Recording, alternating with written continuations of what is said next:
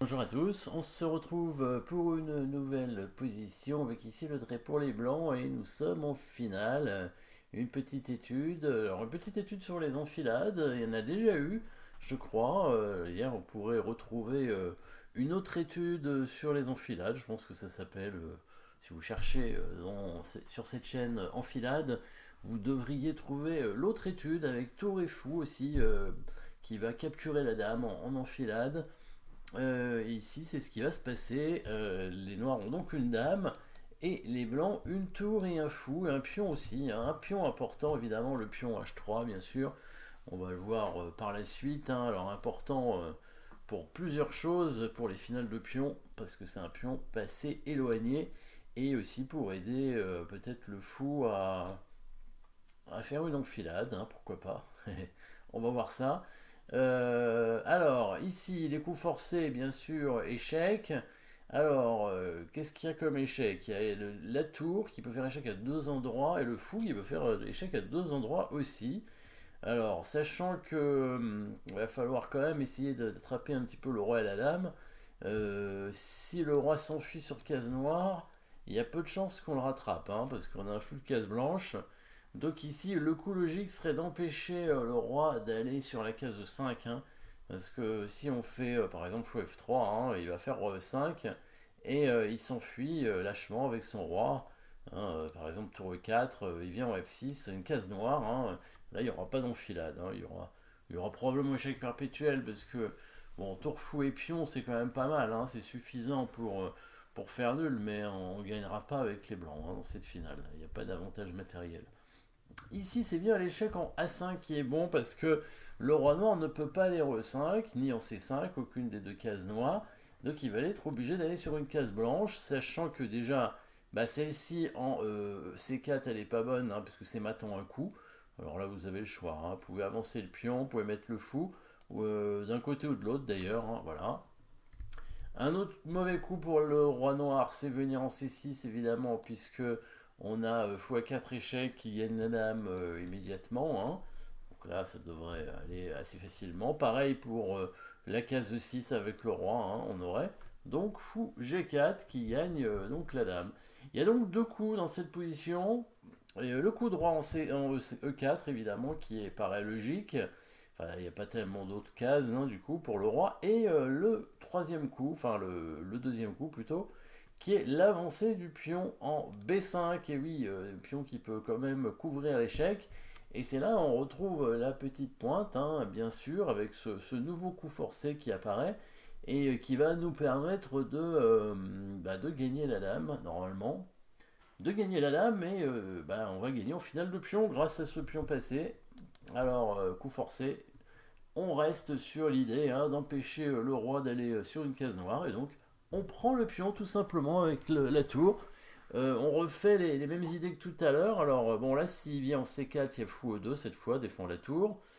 S'il vient en E6, c'est toujours fou G4. S'il vient en C6, alors là, c'est pas échec, mais on va quand même mettre le fou. Parce qu'il y a une menace de découverte qui est imparable, en fait. La tour va bouger en faisant échec et en attaquant la dame.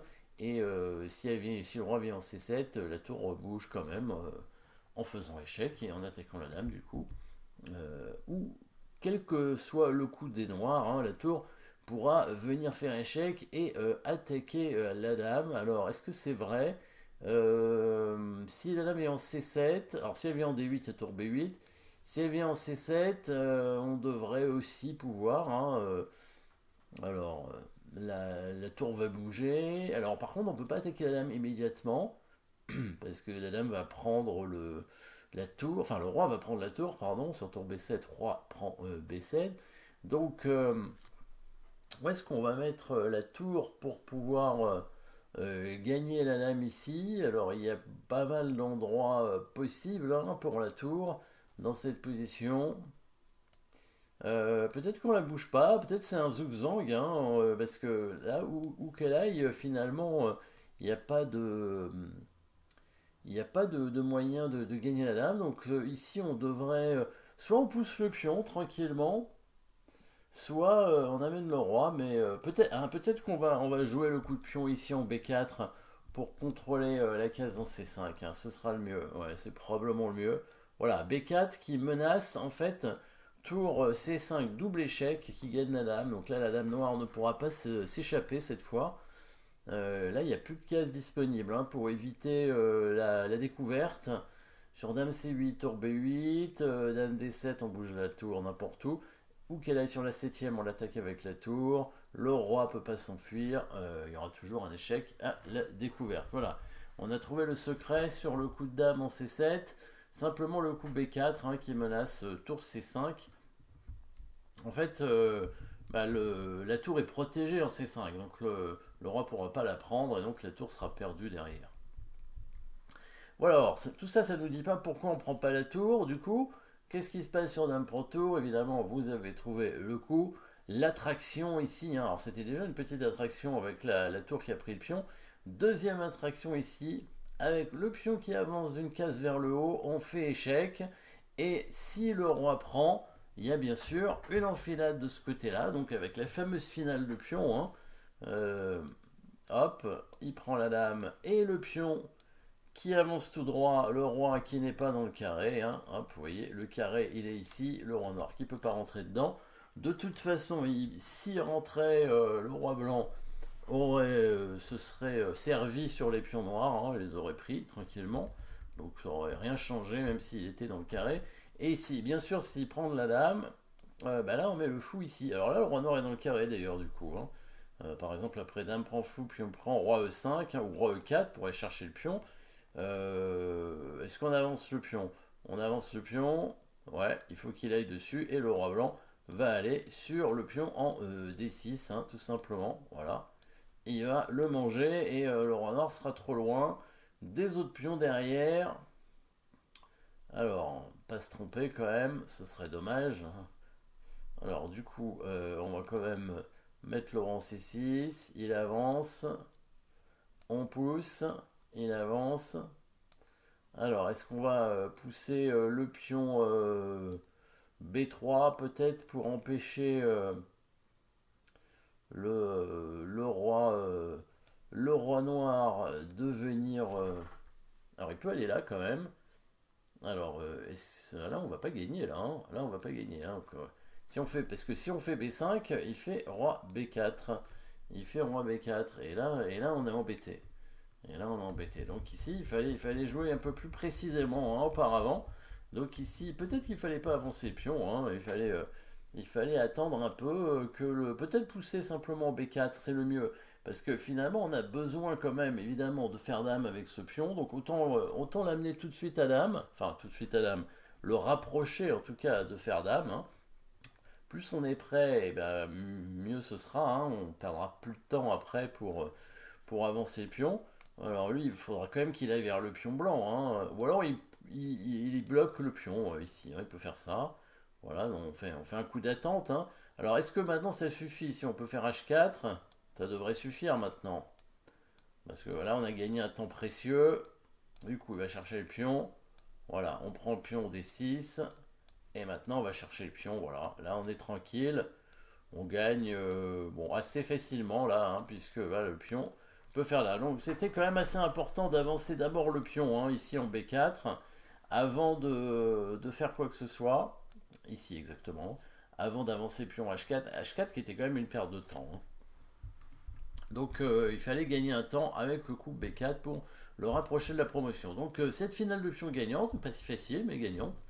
Du coup il ne reste plus qu'une seule solution pour les noirs, c'est bien le coup de roi en E4. Et oui, tout va se jouer là-dessus. Alors évidemment il aurait pu faire B5 avant mais ça ne servait à rien puisqu'il donnait un pion. Donc autant le faire maintenant, roi E4, et c'est là la petite pointe finale. Hein. Là, on fait plus échec parce que l'échec sert à rien, tout simplement. Mais on va quand même faire un coup forcé. Et oui, une menace de mat, évidemment. Une menace de mat. Et la menace de mat ici n'est pas évidente à trouver. Hein. Vous pouvez chercher, évidemment, de votre côté. Après cette toute petite introduction de un coup, c'est beaucoup un coup déjà, on va menacer mat avec les blancs. En menace de mat en un coup d'ailleurs. La dame noire n'a toujours pas d'échec. Hein. Et bien sûr, il y aura des enfilades partout comme d'habitude. Et oui, vous avez trouvé le coup, le seul coup hein, qui permet de menacer mat, hein. C'est comme ça qu'on cherche les coups forcés, hein, finalement. Hein, on cherche les échecs, bien entendu, mais quand ils ne fonctionnent pas, ben, on cherche les menaces de mat, et les menaces de mat sont parfois un peu cachées. Et là, la menace de mat cachée, eh ben, il va falloir la trouver. Vous l'avez trouvée, bien sûr. Tour F5, et oui, la tour qui vient se mettre en prise, mais qui contrôle les cases ici du roi noir. Donc la menace discrète, c'est bien sûr fou C2 mat. Et là, bah, là, les noirs vont devoir prendre la tour. S'ils prennent avec le roi la fameuse enfilade grâce au pion H3, elle est bien ici avec fou G4. Et si c'est la dame qui prend, on a l'enfilade de l'autre côté avec le fou qui prend la dame. Et bah là aussi le roi est dans le carré, mais là les blancs vont gagner assez facilement en montant leur roi, hein. Là il n'y a pas de souci maintenant. On va aller prendre le pion D6 bien sûr, voilà. Et puis il y a les autres pions qui vont tomber aussi, hein. Roi C7, s'il fait B5, on peut encore attaquer les pions comme ça, voilà. Le roi noir est évidemment beaucoup trop loin, hein. Il va y avoir 3 pions d'avance et les pions vont à dame. Donc petites enfilades ici avec cette l'aide de ce petit coup ici, un deuxième coup. Tour F5 avec une menace de mat, hein, coup forcé bien évidemment. Merci d'avoir suivi cette position. N'oubliez pas de vous abonner et à très bientôt.